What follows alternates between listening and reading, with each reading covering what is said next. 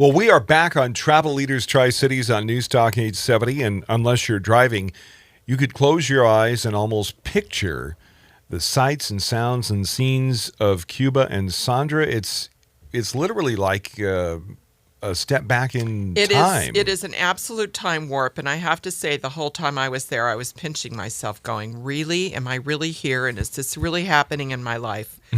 So let's talk a little bit for a minute, because it's so interesting, about cell phones and the lack thereof. Yeah, I was kind of looking at some of the notes here. I'm not sure many of us could survive. You know, we landed and we turned our phone off, and I went the entire time without anything, and I have to say I was in withdrawal. The people in Cuba are definitely cut off from the rest of the world. There are cell phones, but from my understanding, they're black market. The service is very, very limited. The internet just doesn't happen there. Believe it or not, internet for the everyday Cuban person is not legal. Oh. They are cut off from the world. I'm sure it's on purpose. Yeah. So, the internet the hotels had the internet, but the connections were poor, and I'll get into that in a minute. Time stopped in Cuba, and the outside world just is not really pretty much there, which is why you can understand that when we walked and talked to people, they were so blown away to find out we were from the United States. Health. Everybody's gorgeous. Everybody looks gorgeous, but don't drink the water. Bottled water is the appropriate thing, even in the nice new hotels, but they do have purified water for ice cubes. So I had zero problem with food and water. And in fact, we were fed so much food that we were all feeling like we were going to be like Willy Wonka and the Chocolate Factory and the kid that imploded and became a balloon. Do you remember that? Yes, I felt like that was going to be me. Blueberry. Yeah, that was going to be me. Well, the embargo. This is part of everyday life in Cuba, and it's very important that we're aware of the fact that the embargo is now 55 years old in Cuba. And it is the reason why you take a step back into time. Cars from the United States stopped being imported in the 1950s. The streets are full of old American cars, amazing cars. If you're a car junkie, you are in nirvana in 57 Cuba. Chevy. Unbelievable. And I'll tell you a little bit about my own personal experience with that, but they keep repairing them. Some are in great shape, and some of them are just, hunk-a-junkas going down the streets. And that was an amazing thing. A couple of little facts about Cuba. There's 11 million people in the country, and 3 million live in Havana. But it is a very large island. One of the biggest islands in the Caribbean, if not the largest. They export their tobacco, and they export produce, and they also export nickel. The fact that they export their agricultural products makes life difficult in Cuba because it's, believe it or not, difficult for people to buy their own products that are sent out of the country. Wow. And they make very little money. I was told an amount, but I find it hard to believe that they really make that little bit of money. So people have to be inventive about ways to barter and ways to provide services that maybe are a little bit off the books. But crossing the street, I just have to say, we were told, be really careful crossing the street because there are no pedestrian rights. I've got tongue twisters today. I would say Cuba is absolutely not handicap friendly. I would never send anyone with a walking problem to Cuba. It just is not going to happen for you, and I'm sorry. Mm-hmm. The streets are full of potholes. You have to watch where you go. They're very cobblestoney.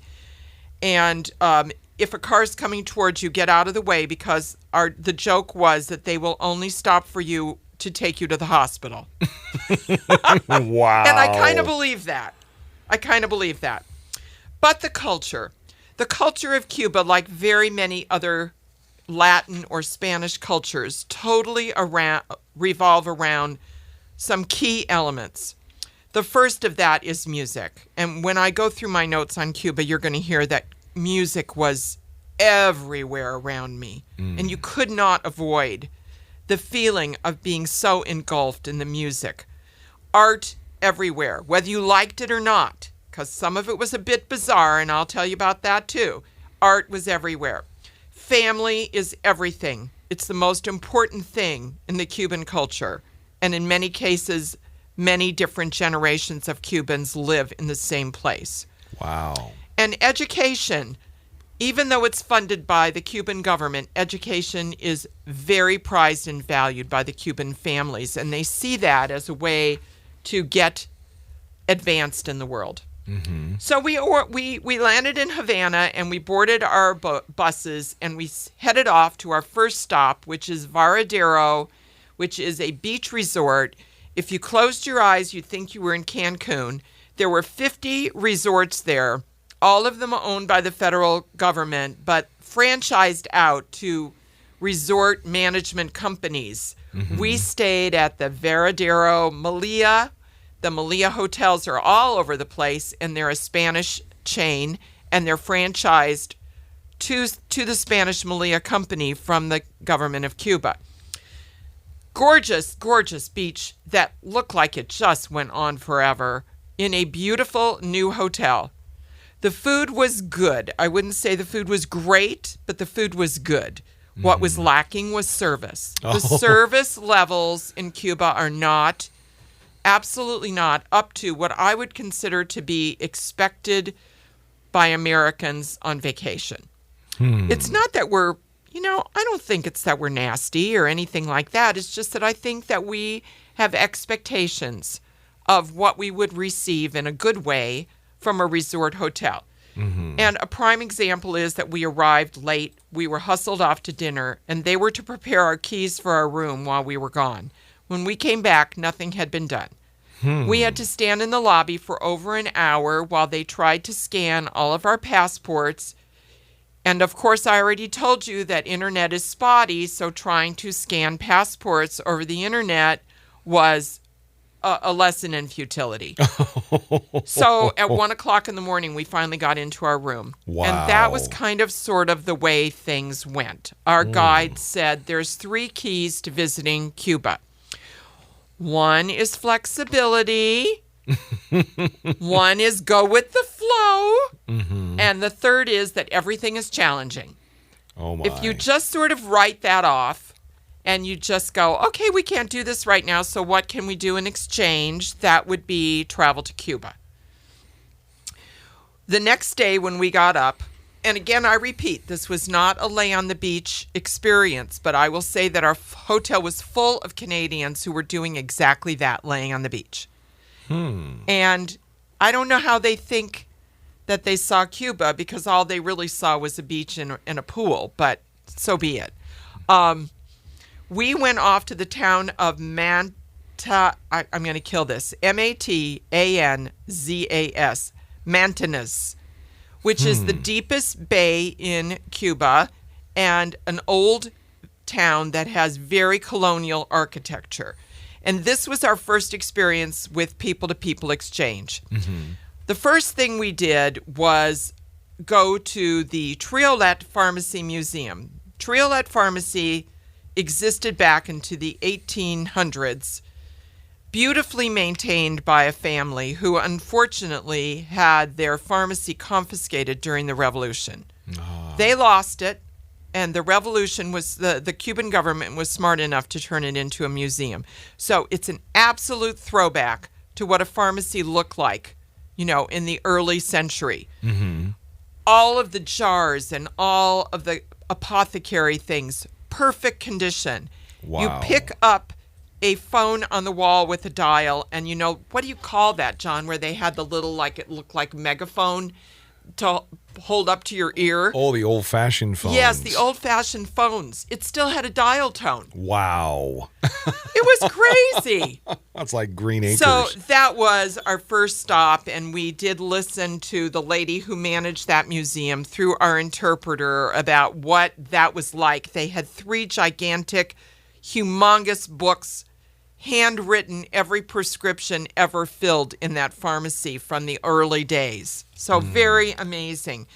And as we walked out into the street, I already told you, many, many, many old cars in states of disrepair or repair, depending upon which ones you're looking at. Mm-hmm. There were new cars, but they all came from Russia. There were no American new cars. No surprise there. Surprise, surprise. The people on the streets happy to meet us, friendly, very proud. And our next stop, we just walked around the corner to a print and binding factory. This was pretty amazing because the building dated back to the 1850s, and we were there on a Sunday. Had we been there during the week, we would have seen 20 artists sitting there doing books by hand. And the max they'll produce is 200, so they're really like handmade works of art. There was a poet there who was very proud of the fact that he had been published in this print and binding factory, and he spoke very good English, so he stood in front of us and read us some of his poems that he'd written, and one of them about the value of his relationship with his mother, believe it or not, was heart-rending. It was so gorgeous. I felt so lucky to be sitting there listening to him. Then now we're going to do a huge reversal, and our next stop is the Performing Arts Center in Mantazanas, or whatever that's called, because I'm not very good at words. This does art and music and dance for the children of this beautiful town. And they come to this place to study music, drama, and acting.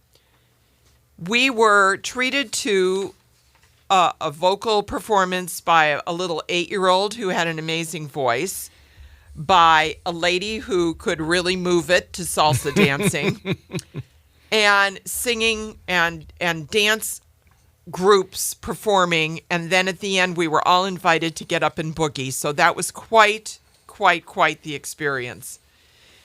After that, we went to lunch at a local hotel, which was totally a throwback to another time. But my story about this hotel isn't about lunch. It's about the lady I met in the lobby.